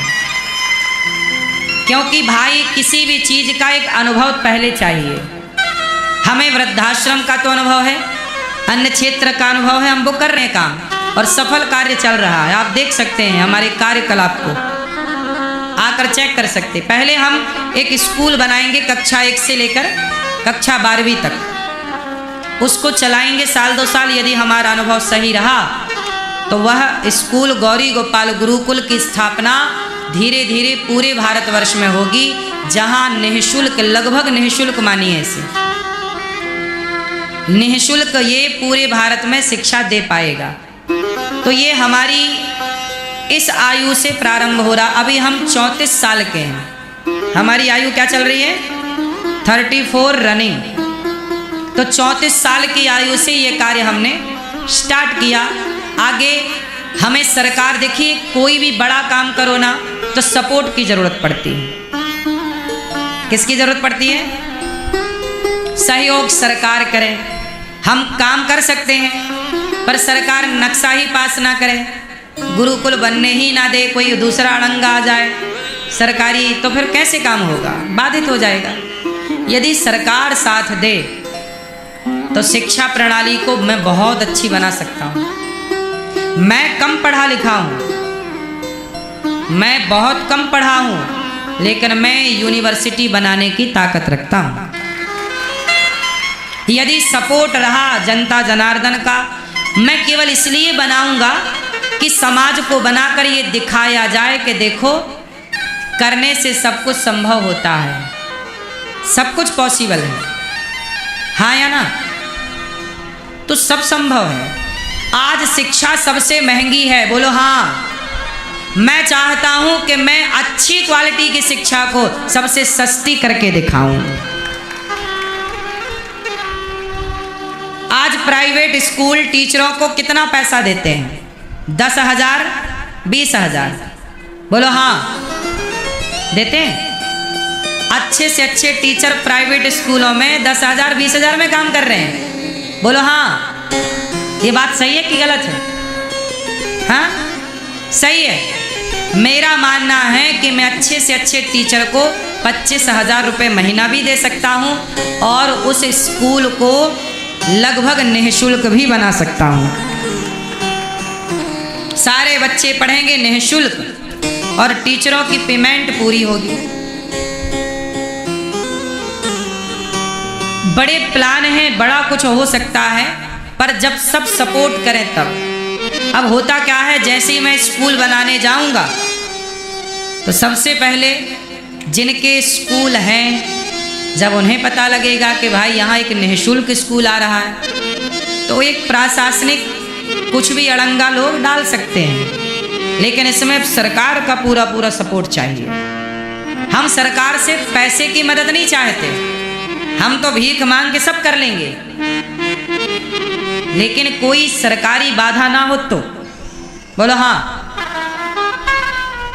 नहीं तो अच्छा काम करने के लिए जब आप चलते हैं तो समस्याएं बड़ी खड़ी होती हैं। हम लोग तो रोज फेस करते हैं चीज़ों को, फिर भी देखो प्रसन्न चित्त से काम करते हैं। आप लोगों के जीवन में इतना टेंशन नहीं होता होगा, आप लोगों की ज़िंदगी स्मूथली चलती है। आप लोगों को देखने में लगता है कि देखो ये बाबा जी लोग क्या बढ़िया। नहीं, जो जितना देखो हम लोग आज यहाँ बैठ कर के सोच किसके बारे में रहे हैं? समाज के बारे में, जनता के बारे में, कि हम क्या दे सकते हैं समाज को। आज देखो हम गौरी गोपाल गुरुकुल चला रहे हैं, हमारे पास 150 बच्चे पढ़ते हैं, बच्चों का रहना खाना पढ़ना लिखना सब फ्री है। हम अभी भी गुरुकुल चला रहे हैं, लेकिन हमारा जो गुरुकुल है अभी वो संस्कृत गुरुकुल है, जहाँ केवल वेद पुराण की शिक्षा बच्चों को दी जा रही है। लेकिन अब जो गुरुकुल बनाएंगे उसमें हम सिलेबस पढ़ाएंगे वो जो कि स्कूलों में पढ़ाया जाता है, लेकिन हम उसका नाम रखेंगे गुरुकुल। हम वहाँ पर वो तो पढ़ाएंगे, इंग्लिश तो पढ़ाएंगे, हिंदी तो पढ़ाएंगे, गणित तो पढ़ाएंगे, साइंस तो पढ़ाएंगे, पर वहाँ हम भगवत गीता भी पढ़ाएंगे। हम वहाँ बच्चों को वेदांत भी पढ़ाएंगे और संस्कार भी पढ़ाएंगे और ये भी पढ़ाएंगे कि माता भगवान होती है, मातृ देवो भव, पितृ देवो भव, अतिथि देवो भव, आचार्य देवो, ये पढ़ाएंगे। वो सिलेबस पढ़ाएंगे, गणित विज्ञान सब कुछ होगा, रिसर्च सेंटर होंगे, सब कुछ होगा, कंप्यूटर होगा, कंप्यूटर साइंस होगा, सब कुछ होगा। डॉक्टर भी बनो, इंजीनियर भी बनो, एडवोकेट भी बनो, जज भी बनो, सब बनो, पर सब बनो धर्म को लेकर, सत्य को लेकर, संस्कृति और भारतीय संस्कारों को लेकर के बनो। ऐसी शिक्षा मैं चाहता, ऐसा देखो, जब हम पूरा खेलना शिक्षा का है मैया, यदि हम बच्चों को अच्छे से पढ़ाएं, ईमानदारी की शिक्षा दें, तो हमारे बच्चे कभी भ्रष्टाचार नहीं करेंगे। ये बच्चे ना भ्रष्टाचार, आज देखो पढ़ लिख के बड़े बड़े पदों में जाके लोग भ्रष्टाचार करते हैं। क्या ये भ्रष्टाचार करना सही है? मैं चाहता हूं कि बेटा भ्रष्टाचार मुक्त भारत तब होगा जब हमारी शिक्षा भ्रष्टाचार मुक्त होगी। आज शिक्षा में ही भ्रष्टाचार है, नहीं? तो हम तो जो स्कूल बनाएंगे, अब देखो अभी तो केवल विचार है, अब इस विचार को साकार करने में 1-2 साल लगेगा, लेकिन इन 1-2 साल में आप सबका सहयोग लगेगा, तब फिर हम समाज को बता सकते हैं। और मैं जो गुरुकुल बनाऊंगा वहाँ का ड्रेसअप जो रहेगा, बच्चे हमारे धोती कुर्ता पहन के स्कूल में आएंगे। पुराना क्या सेटअप था बताओ? क्या धोती कुर्ता पहन के इंजीनियर नहीं हो सकता? क्या धोती कुर्ता पहन के डॉक्टर नहीं हो सकता? जरूरत क्या है कि हम पैंट शर्ट और टाई पहन के ही हम डॉक्टर बने, इंजीनियर बने? ठीक है, पढ़ने के बाद जो ड्रेसअप होगी वो तो होगी, सरकारी गाइडलाइन पर चलनी है, लेकिन जब तक स्कूल में बच्चे हैं तो धोती कुर्ता, फिर वो इंजीनियर बनेंगे, वो डॉक्टर बनेंगे तो डॉक्टरों की जो वेशभूषा है वो, जबकि होना तो सिद्धांत तो भारत का यही कहता है। मैं दुबई गया तो दुबई में जहाँ पासपोर्ट जमा करते हैं, जहाँ दिखाते हैं, चेकअप होता है, वहाँ पर जितने भी अधिकारी बैठे थे वो दुबई की वेशभूषा में बैठे थे, ना कि पैंट शर्ट में। सोचो दुबई की वेशभूषा क्या है? एक वाइट कलर का लपेटना, वाइट कलर का कुर्ता और सिर पर वाइट कलर का रुमाल और उसमें एक काला सा 2 वो घेरा पट्टी, वो वहाँ की पहनावा है, नेचुरल वहाँ का पहनावा। दुबई के लोग कैसे पहनते हैं? लाल काले कलर की पट्टी ऐसे रस्सी सी और सिर पे कपड़ा। बोलो हाँ। सोचिए जब मैं दुबई गया तो मैंने दुबई में देखा कि बताओ ये मुस्लिम कंट्री है और ये लोग अपने ड्रेसअप में बैठ करके सरकारी कार्य कर रहे हैं। सारा सरकारी कार्य वहाँ के दुबई के नेचुरल ड्रेसअप में होता है, तो भारत के कार्य भारत के नेचुरल ड्रेसअप पे क्यों नहीं हो सकते? यहाँ पर पैंट शर्ट तो इंग्लैंड का कल्चर है ना, पैंट शर्ट तो इंग्लैंड। भाई ये बताओ साहब, महाराणा प्रताप लड़े थे, शिवाजी लड़े थे, तो पैंट शर्ट पहनकर लड़े थे युद्ध के, धोती कुर्ता। आज तो बच्चे हमारे अपना परिधान भी भूल गए ना, पहनावा तक तो भूल गए। हमने पाया क्या, खोया क्या, दोनों का एक कागज में लिखना सीखो। क्या पाए 2025 तक इस विकास के नाम पर, और क्या खोए, तो खोने वाली लिस्ट बड़ी होगी कि आपने अपने संस्कार खो दिए, आपने अपना पहनावा खो दिया, आपने अपने शर्म लाज खो दी, आपने प्रकृति को खो दिया,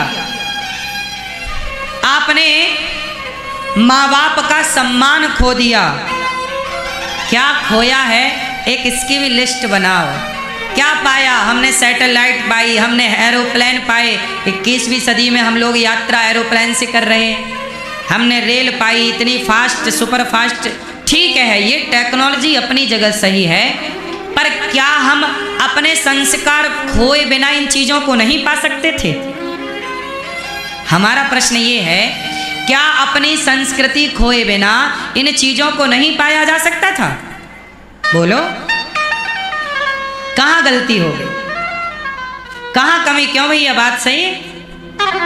क्या माँ बाप की सेवा करते हुए डॉक्टर नहीं बना जा सकता? क्या मरीज को भगवान मानते हुए क्या डॉक्टर नहीं सेवा कर सकते? आज समाज में ये भी तो एक सवाल है कि डॉक्टर मुर्दों को भर्ती कर लेते हैं। डॉक्टर तो जानता है ना कि ये मुर्दा है, फिर काहे भर्ती कर लिया? क्योंकि डॉक्टर तो हो गया साहब, पर उसने अपने संस्कारों को गवा दिया, अपने संस्कृति को गवा दिया। संस्कारवान होता तो मुर्दे को तो भर्ती ना करता। क्यों जी, बात से?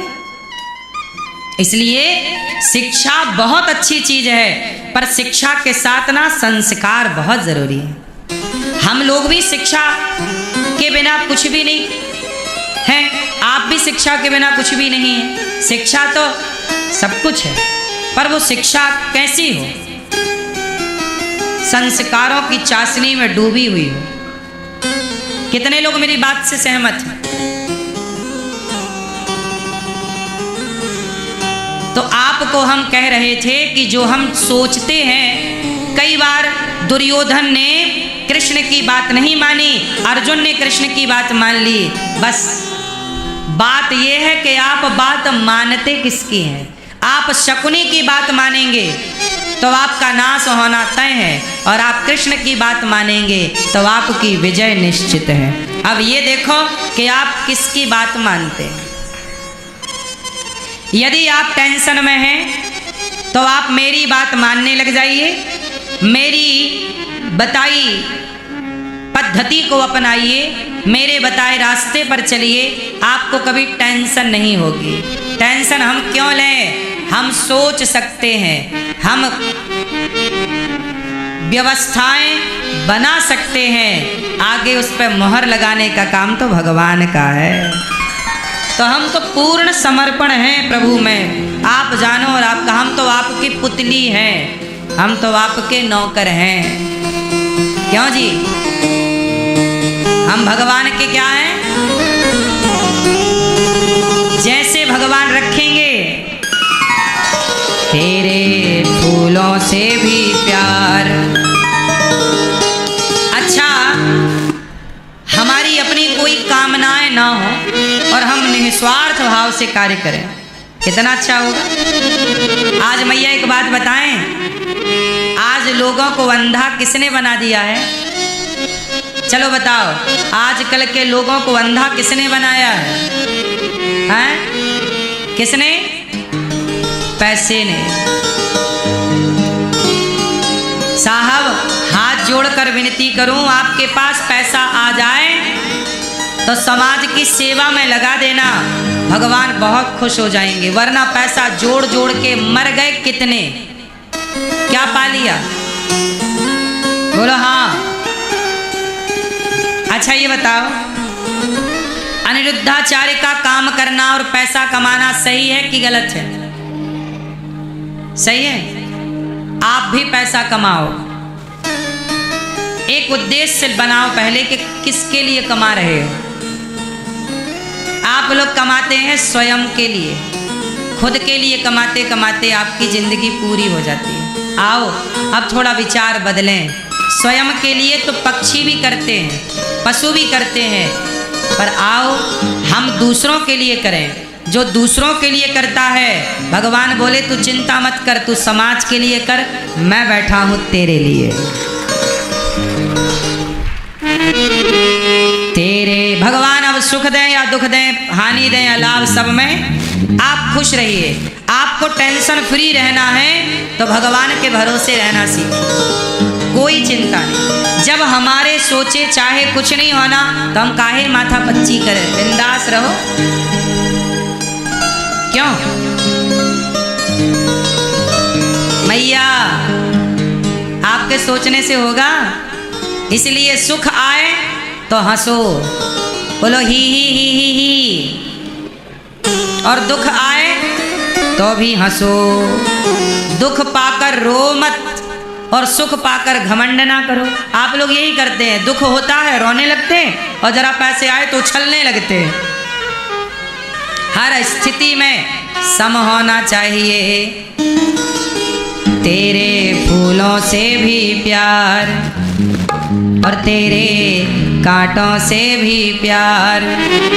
तू जो भी देना चाहे दे दे मेरे सरकार। तू जो भी देना चाहे दे दे मेरे सरकार। तेरे फूलों से भी प्यार, तेरे कांटों से भी प्यार। जय हो हरि बोल।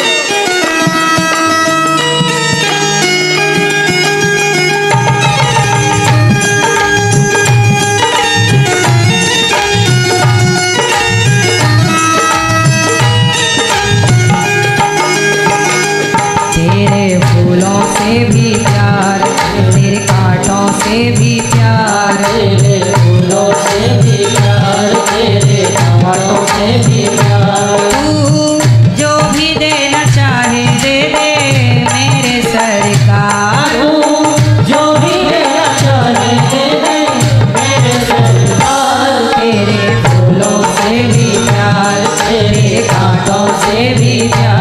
तेरे फूलों से भी प्यार, तेरे कांटों से भी प्यार।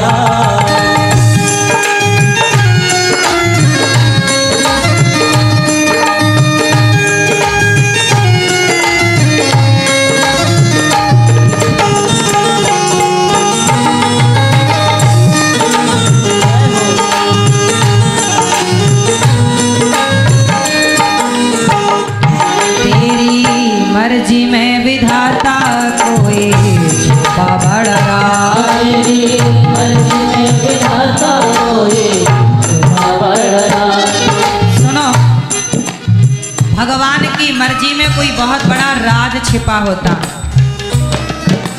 जब हमारे मन में पहली बार ये विचार आया कि वृद्धाश्रम बनाऊं, तब केवल विचार था, वृद्धाश्रम नहीं था। ऐसे आज हमारे अंदर विचार आया कि एक स्कूल हो, गुरुकुल हो बड़ा। आज वो केवल विचार है, लेकिन इस विचार में भी ईश्वर ने कुछ छिपा के रखे। कुछ कराना है ईश्वर को बड़ा, इसलिए ये विचार आया, वरना ये विचार भी ना आता। तेरी मर्जी में विधाता कोई छुपा बड़ा राज। तेरी मर्जी में विधाता कोई छुपा बढ़ रहा। दुनिया चाहे हमसे रूठे तू ना होना नाराज। दुनिया चाहे हमसे रूठे तो ना होना नाराज। तुझे वंदन है बार बार, तुझे वंदन है बार बार। कर ले हमको तू स्वीकार। कर ले हमको तू स्वीकार। तू जो भी देना चाहे दे दे मेरे सरकार। तू जो भी देना चाहे दे दे मेरे सरकार। तेरे फूलों से भी प्यार, तेरे कांटों से भी प्यार। तेरे फूलों से भी प्यार, तेरे कांटों से भी प्यार।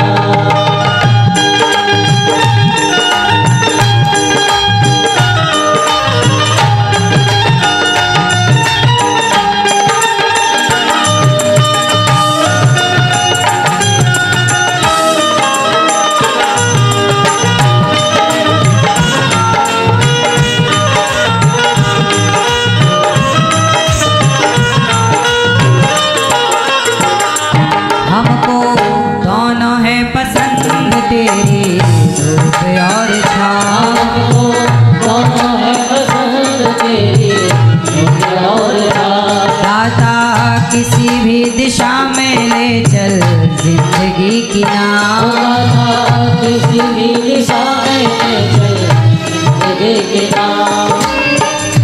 हमें तो सुख दुख और धूप और छाँव दोनों पसंद है। हमको दोनों है पसंद तेरी। हम कभी शिकायत नहीं करते कि भगवान हमें दुख दिए हैं। हमने कभी दुख को दुख की तरह लिया ही नहीं, हमने दुख को भी भगवान के प्रसाद की तरह लिया है कि यह भी ईश्वर का प्रसाद है।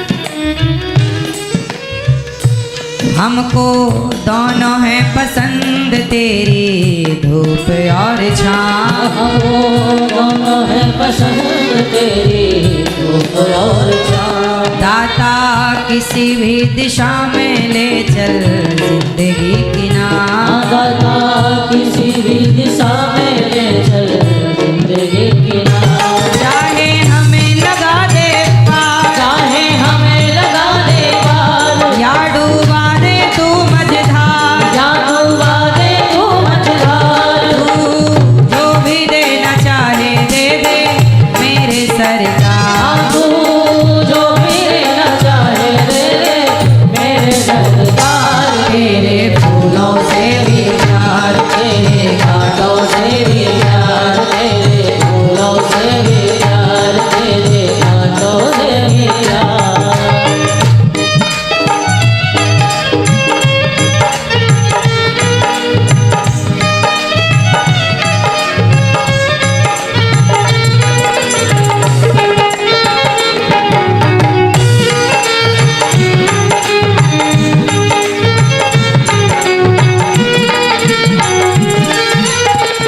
चाहे सुख दे या दुख, चाहे खुशी दे या गम, चाहे सुख दे दुख, चाहे खुशी दे गम।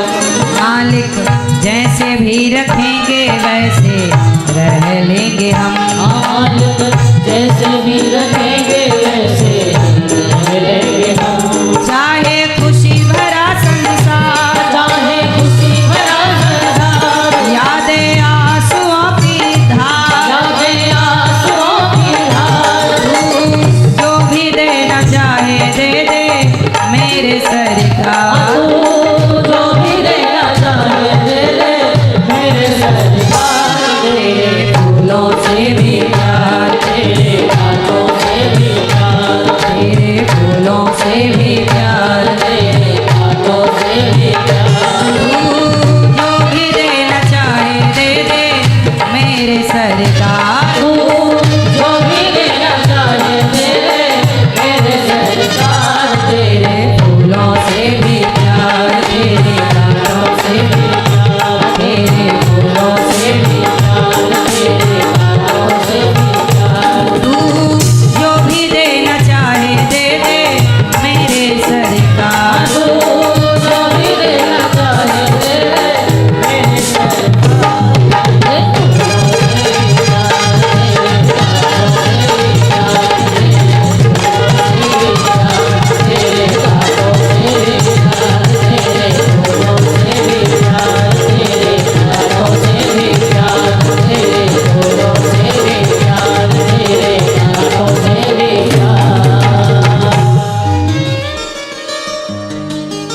तेरी मर्जी में विधाता कोई छुपा बड़ा राज, दुनिया चाहे हमसे रूठे तू ना होना नाराज, तुझे वंदन है बार बार, कर ले हमको तू स्वीकार, तू जो भी देना चाहे दे दे मेरे सरकार, तू जो भी देना चाहे दे दे मेरे सरकार। तेरे फूलों से भी प्यार, तेरे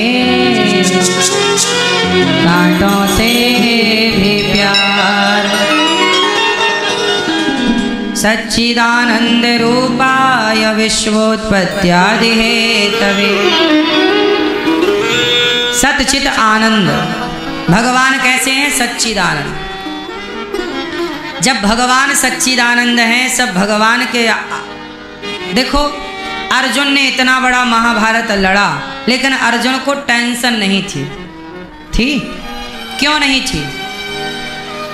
सब बताओ क्यों नहीं थी? मैया, ओ लाल मैया, ए पीले भैया, बैठ जाओ सरकार।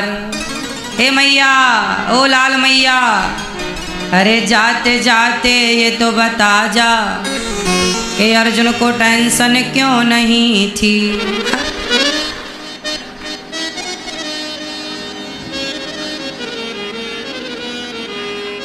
हैं? अर्जुन ने पूरा महाभारत लड़ा पर चिंता नहीं थी। क्यों? क्योंकि भरोसा था कि मेरे साथ कृष्ण है। जिसको ये भरोसा हो जाए कि मेरे साथ भगवान है, उसे कभी चिंता हो ही नहीं सकती। यदि आपको चिंता है, इसका मतलब आपका भरोसा भी कच्चा है। आपको चिंता है? बोलो हाँ। किस किस को टेंशन है, चिंताएं हैं? हाथ उठाओ। जिनको चिंता है मतलब भरोसा भगवान पर नहीं है। अरे भरोसा होगा तो भगवान है ना। पूरा है भरोसा मेरी हार नहीं होगी। ये प्रार्थना दिल की बेकार नहीं होगी। पूरा है भरोसा मेरी हार नहीं होगी। ये भरोसा होना चाहिए मेरी माँ। यम प्रव्रजन्त मनुपेतमपेत कृत्यम द्वैपायनो विरह कातरया जुहाव। पुत्रेति तन्मयतया तरवो विनेदुस्तं सर्वभूतहृदयं मुनिमानतोऽस्मि।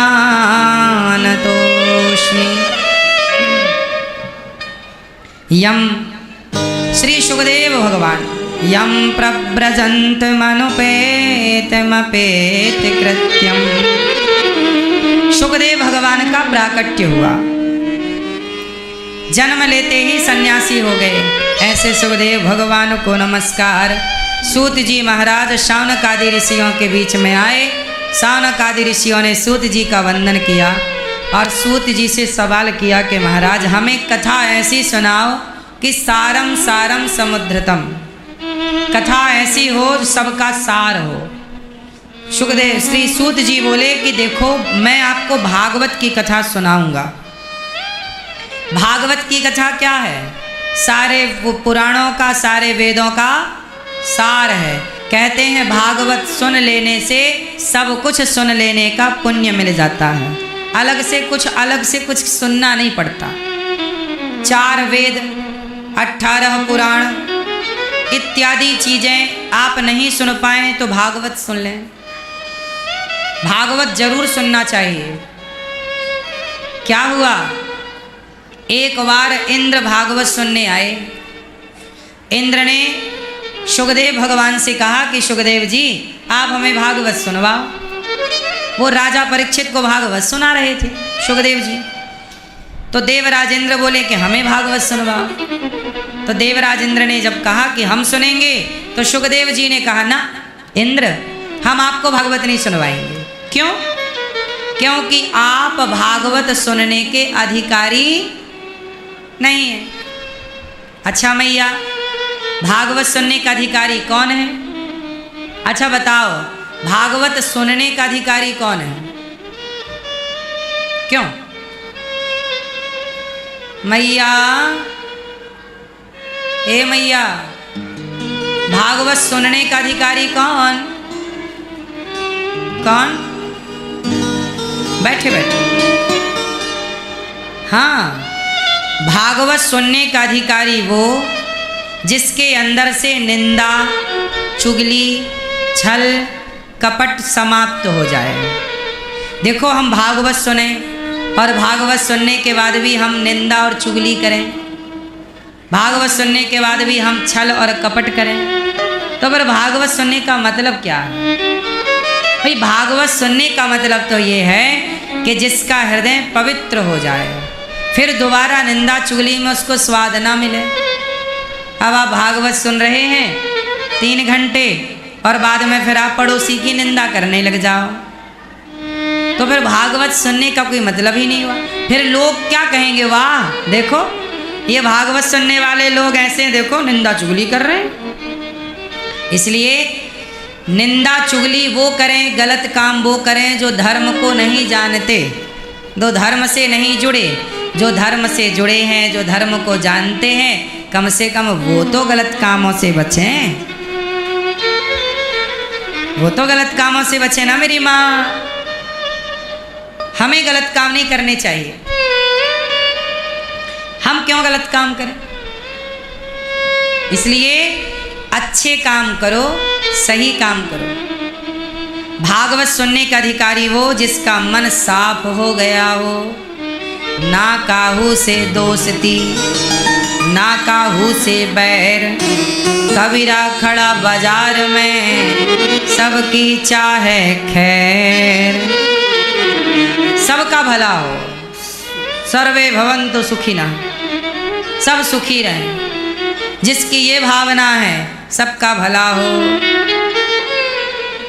हाँ मैया, भला कीजिए भला होगा, बुरा कीजिए बुरा होगा। बोलो हाँ, सही है। सजन रे झूठ मत बोलो, प्रभु के पास जाना है। सही है ना मेरी माँ? सजन रे झूठ मत बोलो, प्रभु के पास जाना है। न हाथी है न घोड़ा है, वहाँ पैदल ही जाना है। हाँ, भला कीजिए भला होगा, भला बोलो कीजिए भला होगा, भला कीजिए भला होगा, भला कीजिए भला होगा, बुरा कीजिए बुरा होगा, बुरा कीजिए बुरा होगा। वही लिख लिख कर क्या होगा, यही सब कुछ चुकाना है। वही लिख लिख के क्या होगा, यही सब कुछ चुकाना है। सजन रे झूठ मत बोलो, प्रभु के पास जाना है। मैया जी झूठ मत बोलो, प्रभु के पास जाना है। लड़कपन खेल में खोया, लड़कपन खेल में खोया, जवानी नींद भर सोया, जवानी नींद भर सोया। बुढ़ापा देख के रोया, वही किस्सा पुराना है। बुढ़ापा देख कर रोया, यही किस्सा पुराना है। मैया जी झूठ मत बोलो, प्रभु के पास जाना है। भैया जी झूठ मत बोलो, भैया जी झूठ मत बोलो, मैया जी झूठ मत बोलो, मैया जी झूठ मत बोलो, मैया जी झूठ मत बोलो, प्रभु के पास जाना है। न हाथी है न घोड़ा है, वहाँ पैदल ही जाना है। और तुम्हारे महल चौबारे, तुम्हारे महल चौबारे, यहीं रह जाएंगे सारे, यहीं रह जाएंगे सारे। अकड़ किस बात की प्यारे, ये सर फिर भी झुकाना है। अकड़ किस बात की प्यारे, ये सर फिर भी झुकाना है। सजन रे झूठ मत बोलो, प्रभु के पास जाना है। इसलिए कहता हूँ ईमानदारी का जीवन जियो बिंदास, अच्छा काम करके मरो। मरने के बाद भी लोग तुम्हें याद करेंगे भाई, तुम अच्छा तो करो। और जीने का मतलब ही तब है कुछ ऐसा कर जाओ कि लोग तुम्हें याद करें। किसे लोग याद रखते हैं, अच्छे लोग को या बुरे लोग को? बुराई भी याद रहती है, रावण भी याद है, राम भी याद रहते हैं, राम भी याद है। फर्क कितना है कि जब रावण को याद किया जाता है तो पुतले जलाए जाते हैं, राम को याद किया जाता है तो मंदिर बनाए जाते हैं। याद दोनों को किया जाता है। तो आपको याद किया जाए तो लोग अच्छा कहें कि भाई अच्छे थे, वरना तो फिर बुढ़ापा देख कर रोया यही किस्सा पुराना है। ये पुराना किस्सा है, बूढ़े हो गए फिर मर गए। सुनो, देवराज इंद्र को सुखदेव जी ने भागवत नहीं सुनाई, तब इंद्र ने तराजू बांधी, भागवत जी को पलड़े पर रखा, तौला तो भागवत जी का पलड़ा भारी था। अच्छा, इंद्र का घमंड चूर चूर हुआ, भागवत जी से भगवान प्रकट हो गए, तब इंद्र का अभिमान समाप्त हुआ। अभी 12 मई से यहाँ भागवत जी के पोथी पाठ बैठेंगे, तो आप लोग भी अपने पितरों के लिए, पूर्वजों के लिए बिठाल सकते हैं भागवत जी के पाठ। एक बार की बात है कि नारद जी सारे तीर्थों का भ्रमण करने गए। नारद जी कहाँ गए? ए मैया, नारद जी कहाँ? अच्छा, ये नारद जी कौन है? हैं? मैया, नारद जी कौन है? कौन? आपके पड़ोसी हैं? नारद जी कौन है? सुनो, नारद जी ब्रह्मा जी के पुत्र हैं, ये तो पहला परिचय है, पर ये परिचय विशेष नहीं है। और सुनो, नारद जी पार्वती जी को जानते हो? शंकर जी की पत्नी माता पार्वती, पार्वती मैया के गुरु हैं नारद जी। नारद जी की चेली हैं पार्वती जी। नारद जी पार्वती जी के गुरु, बोलो हाँ। वेद व्यास जी को जानते हो, जिन्होंने भागवत लिखी? वेद व्यास जी के गुरु नारद जी।